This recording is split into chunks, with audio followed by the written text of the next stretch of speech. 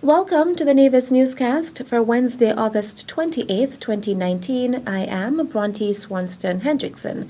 A press release issued by the Royal St. Christopher and Nevis Police Force says a team of representatives from a number of agencies in Barbados visited St. Kitts and Nevis last week to examine the success of the current police initiative to curb gang violence. The representatives came from the Royal Barbados Police Force and the offices of the U.S. Embassy and the British National Crime Agency, which are responsible for Barbados and the Eastern Caribbean. John Bowman, senior manager with the British National Crime Agency, who was first updated about the initiative by the High Command, explained that he has been amazed with the results the police are having in St. Kitts and Nevis. Bowman said when he was informed of the success of the operation, he was keen to get a deeper understanding as to how exactly the police commissioner and the other senior management team members managed to deal with this. He disclosed that he was going to share the information he gathered about the initiative with some of his colleagues and other Caribbean countries that the agency supports. Bowman, who has 32 years of experience as a police officer, described the operation as a new concept that is surprising, strategic, and tactical. He also said he was impressed by the number of firearms that have been taken into police custody through the effort. According to Bowman, the British National Crime Agency has worked with St. Kitts to help tackle the high levels of violent crimes that have been occurring. While the agency was focused on drug trafficking matters primarily, it also helped to support local crime initiatives in Barbados and the Eastern Caribbean through technical assistance. According to the press release from the police, since February, gangs in the Federation have been involved in a peace initiative.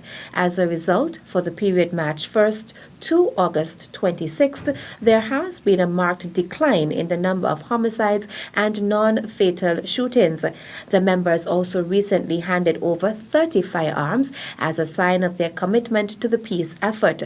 The firearms are now in police custody. St. Kitts and Nevis's introduction of a human papillomavirus HPV vaccine as part of its comprehensive cervical cancer prevention program has been commended by the Pan American Health Organization, PAHO. HPV is a common virus that is spread via direct skin contact and through sexual activity. It causes 6 types of cancer: cervical, vaginal, vulvar, anal, penile, and mouth and throat cancer. What is important to note is that the quadrivalent vaccine is the only one that is really licensed for use with a 2-dose schedule. So we give 2 doses 6 months apart, and both vaccines have been licensed for use in both males and females. Evidence has shown that the best time to vaccinate individuals to protect them against HPV, persistent HPV infection, is when they are about 11 to 12 years of age. These individuals give you the best response to the vaccine in terms of the protective proteins or antibodies that is produced in their system. They have the highest level of production of the antibodies to HPV following the vaccination. And so it's best to give it at that point in terms of rather older teens. The Federal Ministry of Health recently held a media sensitization on the HPV vaccine and the prevention and control of cervical cancer, where Dr. Karen Lewis-Bell, PAHO's decentralized regional advisor for immunization, made a presentation. St. Kitts is coming on board this year, as you heard. Dominica is coming on board, and Curacao, our other neighbor, is coming on board next year, January. It's given by an injection, so just like the DT injection or the hepatitis B injection, it will cause pain, redness, and swelling at the injection site. Once you put the drug out there, you have to monitor what people say are some of the side effects of this drug. And they have to report it and look at the rate of some of these reports. And what has been reported was fever, headache, dizziness, muscle pain, joint pain, nausea, vomiting, fatigue, fainting. And what we know about this is that these are mild and self-limiting. They only last a couple days and then they disappear. HPV can cause the growth of abnormal cells on a woman's cervix. If left untreated, these abnormal cells can develop into cervical cancer. The following are notices from the Premier's Ministry regarding the Independence Joint Federal State Service and the Independence Ceremonial Parade in Nevis. A cordial invitation is extended to the general public to attend the 36th Anniversary Independence Joint Federal State Service. The service will be held at the Charlestown Methodist Church on Sunday, September 15, 2019 at 3 p.m. All are asked to make a special effort to attend and be seated by 2:45 p.m. Meantime, the Premier's Ministry cordially invites the general public to a ceremonial parade to commemorate the 36th anniversary of independence of the Federation of St. Kitts and Nevis. The parade will be held at the El Comido T. Willett Park on September 19, 2019 at 8 a.m. Still to come. Because we are in the 21st century and our schools must be 21st century schools.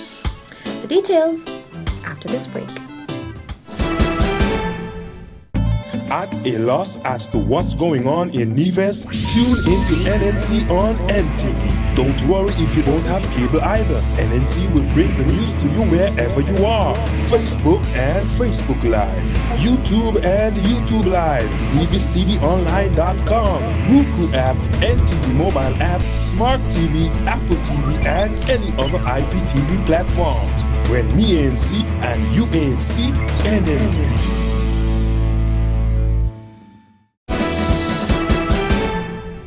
Welcome back. A number of new initiatives may be implemented in schools across Nevis in the new school year. That is according to Junior Minister of Education, the Honorable Troy Liburd.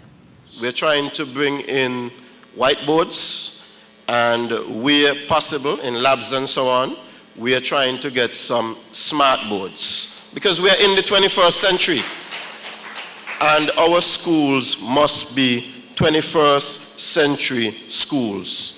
In this year, we are also going to be working on our labs in the primary schools. We want to upgrade our labs. We have been in contact, and luckily for us, the IT department also falls with our ministry. So we are going to be working together with them to upgrade our labs in the primary schools. And part of this upgrade means that we are going to bring accessible, usable internet to all our primary schools. So we are going to make the internet usable for all of you, our teachers, so that you can have access to the learning support that's available on the internet. Minister Liburd notes that the Ministry of Education will continue to work with teachers to ensure that the island's schools are facilities which are second to none. Over the past year, we made some strides in the Gingerland area to bring internet. I am advised by the Director of IT that we are soon going to have the internet in both high schools up and running so that the entire school, the school population, teachers and students will have access to the internet. We, of course, are going to work with the schools because we don't want to just put the internet out and have it to be a free-for-all. But I will leave that up to the Department of IT and our schools to sort out exactly how it's supposed to work. The Honorable Troy Liburd is the Junior Minister of Education, Library Services and Information Technology. Nevis Teachers Union President Tricia Williams is seeking to inspire and motivate members of the island's teaching fraternity as they prepare for the reopening of schools. The new academic year is scheduled to commence on Monday, September 2nd. The beginning of the school year is the most critical time of the year and can also be the most stressful. As educators, we can use the last school year as a stepping stone to improve strategies, upskill ourselves, and target weak areas. Be ready for things to be different this school year. Reflect on the past, make some adjustments, and look for ways to improve your classes, schools, and your profession for this new academic school year, 2019 to 2020. Greeting the island's education professionals on the occasion of the Back-to-School Convocation 2019, Williams reminded them that they are valuable to the education system. Whether you are a physical education officer, counselor, security or crossing guard, cleaner, librarian, computer teacher, cook, secretary, preschool teacher, and EO supervisor, principal, trained or untrained teacher. You are valuable and should be treated as such and act as such. Educators, your mental health and well-being should also be your focus this year. It is okay for you to think of yourself at least once during the school year. I hope that you will have a most successful school year 2019 to 2020. The Nevis Teachers Union wishes you every success. President of the Nevis Teachers Union, Tricia Williams. That's it for this edition of the Nevis Newscast. On behalf of all of us here at the Department of Information, I am Bronte Swanston Hendrickson. Thank you for viewing.